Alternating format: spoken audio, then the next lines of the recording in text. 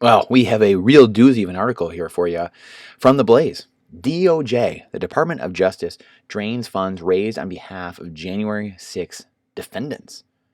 Huh, interesting. You mean the people that were guided through the people's house, the people's capital, if you will, the thing we pay for, that they were guided through? Those people that got arrested for that? In addition to lengthy prison sentences, the Department of Justice has been regularly requesting that January 6 convicts pay thousands of dollars in fines to offset the haul of money. They don't know it's not money, it's cash. Money needs to be a store of value.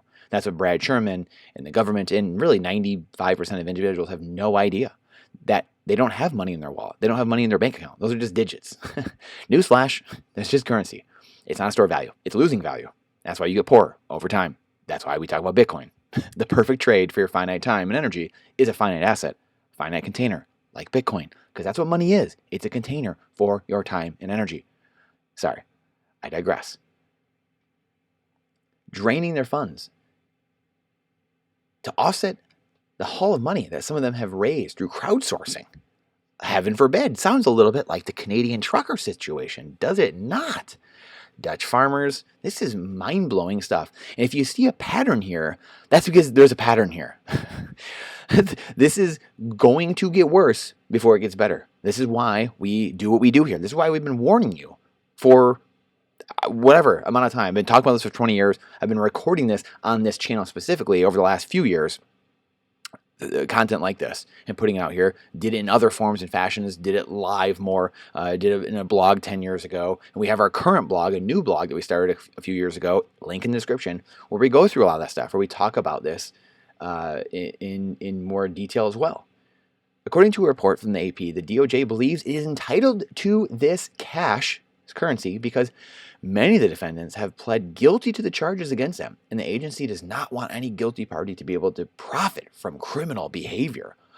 Oh, my goodness. Oh, boy. I mean, this has never happened before in history. This is literally the first time in human history that anyone's profited from this.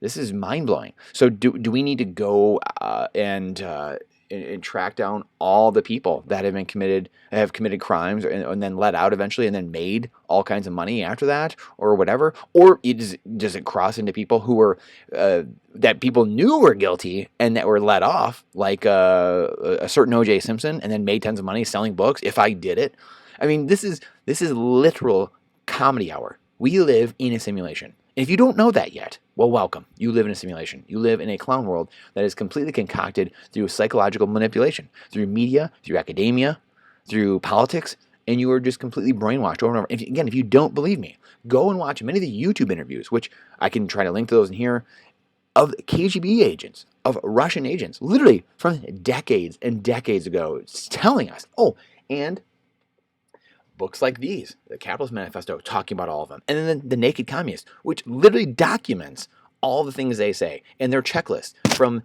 100 years ago, saying, hey, this is how we're going to destroy capitalism. This is how we're going to destroy America. This is how we're going to destroy the West. These are not my words. For crying out loud, they are there in books. They've been written about for decades. The people at the gate have been writing about it, saying what they're going to do, how they're going to usurp the Americans and usurp capitalism and destroy the nuclear family, and how they're going to rot the Western way of life from within. This is not new. This is so unbelievably frustrating that we have to continually do this every single day. And at the end of the day, I should know that. That's kind of the point of life. You have to show up every single day and put out. You got to show up and do the work. You got to put the proof of work in, because evil never goes away. Evil always persists, and it's always there because that's the challenge to the good people. Am I going to stand up and voice truth, or am I going to sit down and be silent? And we know that silence in the face of evil is evil itself. So good people have chosen for too long to sit on their behind and do nothing, because it was easier on their recliner, the beautiful goods and services they've sent their cheap, worthless cash across the world for, in turn for nice, comfy things and computers and video game systems and recliners and lazy boys. And they could sit there on their behind eating high fructose corn syrup, eating soy products, destroying their bodies, and becoming fatter and more obese by the second. This is the product of that. This is the exact product we're living in, where the average person in America can't even rub $400 together, can't even rub $1,000 together for an emergency expense. The majority of Americans can't even do that. They can't even get off their behind because they're so obese. They can't even intellectually engage in a debate without getting mad and turning into rage. This is the world we've turned into. This is America, the greatest country on earth, the greatest empire on earth. On earth. This is what it's come to? Really? As one DOJ prosecutor suggested, such defendants should not be able to capitalize on the notoriety gained in the commission of their crimes. Notoriety gained in the commission of their crimes. Hey, someone should tell Epstein that. Oh, wait, is that too soon? Is that too soon? Okay. This, if you want to know what simulation looks like, is what we live in now. Look around you. Look around you. So, we have people who are being guided through the Capitol, and then we're arrested because of that. And then now, because people are raising money to help them, the government says you can't do that. That wealth, that time and energy, you can't do that. Sounds a little bit like the truckers in Canada, where people are telling you, this is why we've been talking about CBDCs, central bank digital currencies, for a couple years now as well, 2 or 3 years. Because if you think it's bad now with them controlling your money, what you can or can't do, what you can or can't buy, where you can or cannot go and travel, oh, you ain't seen anything yet. We are just at the beginning of that, boys and girls. This is your preview. This is your little window into where that goes. So check it out. Check it out for yourself. Do a little homework. Don't trust. Verify.